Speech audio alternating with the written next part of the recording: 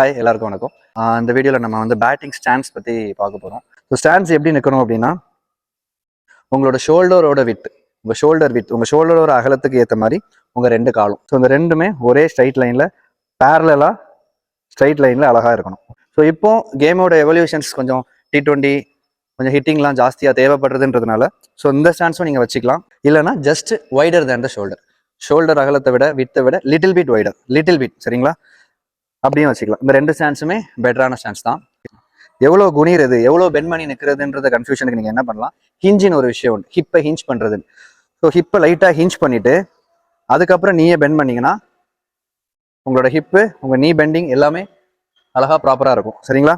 அப்புறம் உங்களோட வெயிட் டிஸ்ட்ரிபியூஷன்னா நம்ம உடம்போட வெயிட்டை இந்த ரெண்டு காலும் சமமாக வாங்கிக்கணும், ஈவனாக வாங்கிக்கணும். ஓகேங்களா, 50% மாதிரி இருந்தீங்கன்னா ஈவனாக டிஸ்ட்ரிபியூட் ஆகிக்கும். 50-50 வச்சுக்கலாம், இல்லை 60-40யும் பெட்டர். ஓகேங்களா, இந்த ரெண்டுமே பெட்டர் சாய்ஸ் தான். ஸோ ஸ்டாண்ட்ஸ் நிற்கும் போது உங்களோட வெயிட் எப்போவுமே, நம்மளோட வெயிட் எப்போவுமே, ஸோ இது ஹீல், இது நம்மளோட ஹீல் சொல்லுவோம், இது டோ சொல்லுவோம், ஜஸ்ட் பிலோ த டோ வந்து பால்ஸ் ஆஃப் ஃபீட்னு சொல்லுவோம். ஸோ வெயிட்டு பால்ஸ் ஆஃப் ஃபீட்டில் இருந்தால் தான் பெட்டர். ஓகேங்களா, ஸோ வெயிட்டு பால்ஸ் ஆஃப் ஃபீட்டில் இருந்தால் தான் உங்களோட வெயிட்டு கிரவுண்டில் நல்லா சமமாக ஈவனாக டிஸ்ட்ரிபியூட் ஆகி அழகாக இருக்கும். உங்கள் வெயிட்டு டோவில் அதிகமாக இருந்ததுன்னா பவுலர் போடும்போது நீங்கள் டோவில் நிறைய போயிட்டீங்கனாலே நீங்கள் டுவர்ட்ஸ் ஆஃப் சைட் நிறைய விழ ஆரம்பிச்சிருவீங்க. ஹீலில் வெயிட் நிறைய இருந்ததுன்னா ரொம்ப உட்கார ஆரம்பிச்சிருவீங்க.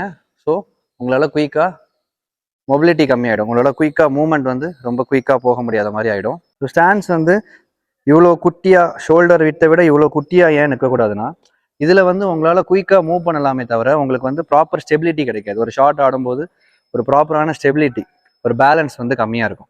ஸோ இவ்வளோ ஓப்பன் பண்ணி நிற்பாங்க சில பேர். ஸோ இவ்வளோ பெரிய ஸ்டாண்ட்ஸ் என்ன பண்ணும், ஷோல்டர் வித்தை விட ரொம்ப அகலமாக வச்சு நிற்பாங்க. இதுவும் வந்து உங்களுக்கு பக்கா ஸ்டெபிலிட்டி, பேலன்ஸ்லாம் ஜம்முன்னு கொடுக்கும், ஒரு ஹிட்டிங்க்கு ஏற்ற மாதிரி ஒரு கொடுக்கும். பட் உங்களுக்கு மொபிலிட்டி, மூவ்மெண்ட் கம்மியாயிடும். குயிக்காக உங்களால் அவுட் சைட் ஆஃப் ஸ்டம்ப் கொஞ்சம் விட்டு கொடுத்து போடுறாங்க அந்த டைம்னா குயிக்காக உங்களால் பாலுக்கு ரீச் பண்ண முடியாது. ஸோ இதனால தான் ரொம்பவும் இப்படி தேவையில்ல, ரொம்பவும் க்ளோஸாக தேவையில்ல. Shoulder width or little bit wider than the shoulder with.